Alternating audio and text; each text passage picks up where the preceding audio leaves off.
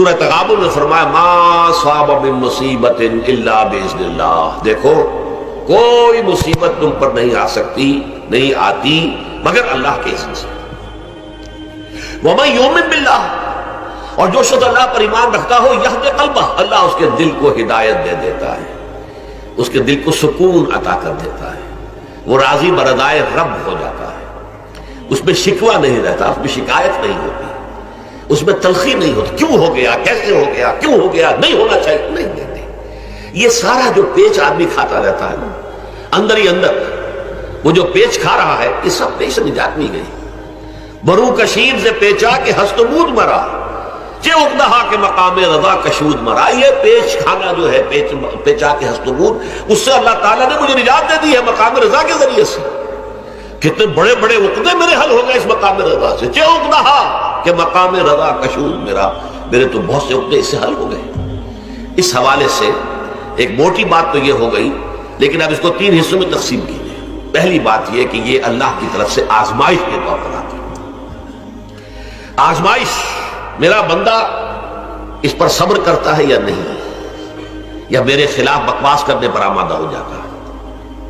اللہ تو ایسا ہے، اللہ نے تو ہم پر کبھی کرم کیا ہی نہیں ہے، اللہ تو ظالم، معاذ اللہ معاذ اللہ معاذ اللہ۔ کہیں ایسا تو نہیں، میرا بندہ جو ہے تکلیف کو جھیلتا ہے میری وجہ سے، یہ سمجھ کے کہ اللہ کی طرف سے آئی۔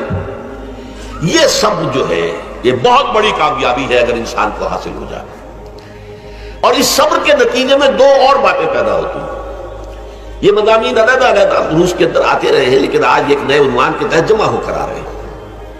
پہلی بات یہ ہوتی ہے کہ یہ امتحان کا نتیجہ کیا نکلتا ہے کہ آپ نے ایک امتحان پاس کیا تو آپ کے اگلے درجے میں ترقی ہو جاتی ہے۔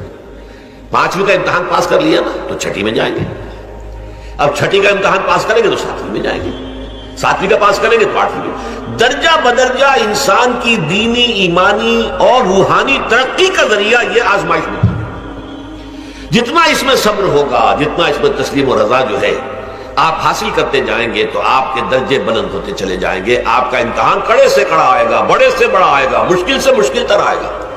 ایک وقت میں MA کا امتحان بھی آپ کو دینا ہوگا، ایک وقت میں ہو سکتا ہے PhD کے لیے تھیسس آپ لکھیں، پھر اس کے اوپر جو ہے ٹیم بیٹھی ہوئی اور آپ سے وہ بحث کرے، جرا کرے آپ سے، وہ بھی کرنا ہوگا۔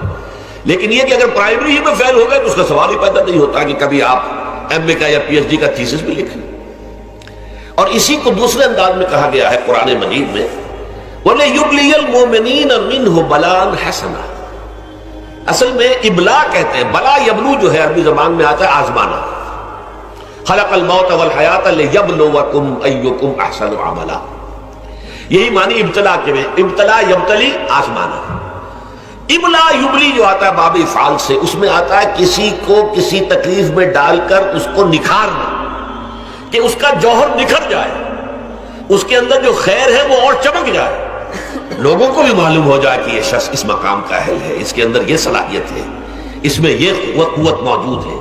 تو یہ گویا کہ اہل ایمان کی صلاحیتوں کو نکھارنے کے لیے اور ان کے درجات کی ترقی کے لیے بھی اللہ تعالیٰ دنیا کے اندر یہ مصیبتیں اور امتحانات جو ہیں آزمائش کے حوالے سے افراد پر بھی اجتماعی طور پر ملاتا ہے۔ اور ایک اس کا اور بھی ہے، اہل ایمان پر اس طرح کی ابتلا و آزمائش کی ایک نوعیت اور بھی ہے، اور وہ یہ ہے کہ جو بھی آپ سے غیر ارادی طور پر یا یہ کہ آپ نے کوئی گناہ ارادی طور پر بھی کر لیا، اللہ تعالیٰ اس کی سزا اسی دنیا میں دے کر آخرت کی سزا سے محفوظ کر دیتا۔ گویا کہ اس سے بڑا خیر کیا ہوگا؟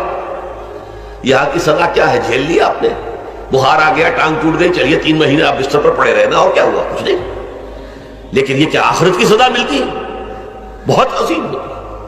لہذا کفارہ بناتا ہے اللہ تعالیٰ ان جو بھی گناہ ہو گئے ہیں، غلطیاں ہو گئی ہیں، ان کا کفارہ اللہ تعالیٰ بندہ مومن کے لیے، حضور کی ایک حدیث ہے، اس کا متن مجھے اس وقت یاد نہیں ہے، کہ مومن کا معاملہ عجیب ہے، اسے کوئی تکلیف پہنچتی ہے صبر کرتا ہے، اس کے گناہوں کا کفارہ بن جاتا ہے، اور اگر کوئی خوبی ملتی ہے تو اللہ تعالیٰ کا شکر ادا کرتا ہے۔